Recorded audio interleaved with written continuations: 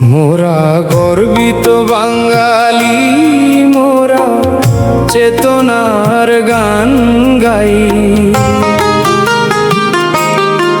মোদের পেশা রাজনীতি, মোরা দুর্নীতি করে খাই।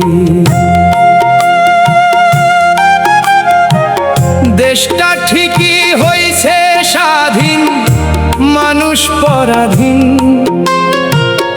এমনি করে গণতন্ত্র হইতেছে বিলীন।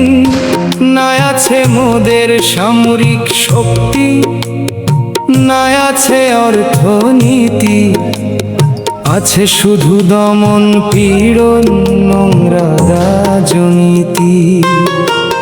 মোরা গর্বিত বাঙালি, মোরা চেতনার গান গাই।